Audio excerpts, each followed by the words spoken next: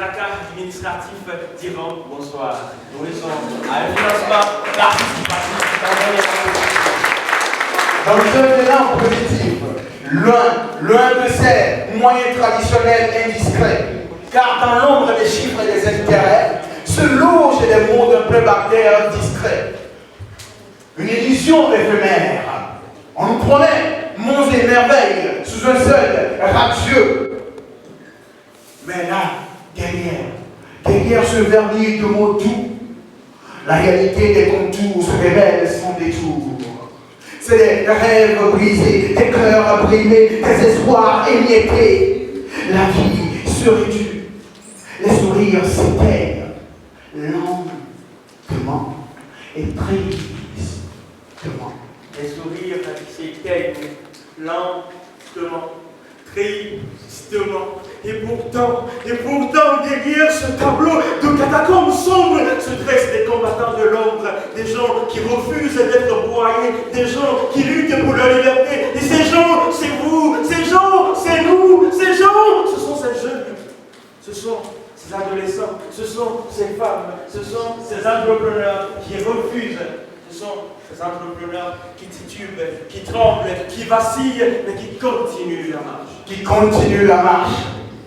Ce soir, c'est fini, terminé, car nous voici dans une nouvelle ère, une ère de solidarité, une ère où vous pouvez réaliser vos projets avec beaucoup plus d'agilité et de facilité. Là, on vous parle d'agilité et de facilité, parce que oui, dans le village dont je vous parle, seule l'audace et l'innovation sont les limites à notre portée. L'empreinte, bien que canadien de l'or, est devenue une révolution en marche qui permet à l'argent de circuler sans que les barrières ne se dressent.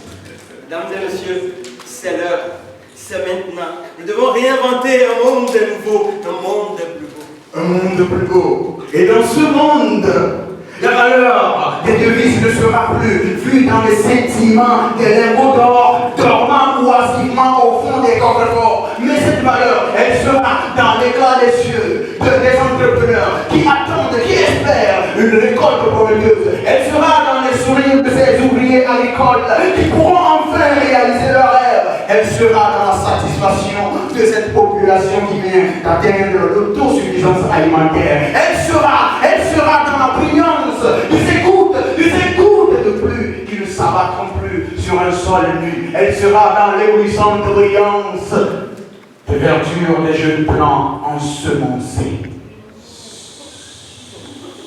C'est pour toutes ces raisons que désormais nos paroles ne seront plus sans rôle et nos verbes auront leurs effets, bien que n'étant pas des paroles de feu. Nous faisons de l'euphémisme différent des effrayarmises. Nos métaphores, ce n'est pas de la métaphore. Mais peut-être des rimes vous feront peut-être rire, mais il va sentir que ce n'est pas du délire. Ne te moque pas de la littérature, elle peut te permettre de lire littérature. Entre le marteau et la plume, on a dû aiguiser notre plume. Bien que fragile et vacillante, notre plume laisse des traces flagrantes. Avec un cœur sous un glaive, La vie nous fait la grève. l'existence on l'amène. Avec ou sans peine. Le réaliser aussi bien. On écrit. Avec la pudeur de nos écrits. On dit. On abandonne les lettres à de lettres. Car l'écriture sans âme n'est que lettre. Toi, tu aimerais comprendre peut-être. Surtout, ne me demande pas d'explication. Dans la langue d'entendre le Tu père. vas faire tes propres vérifications. Auprès du petit Robert. Les messagers de la liberté.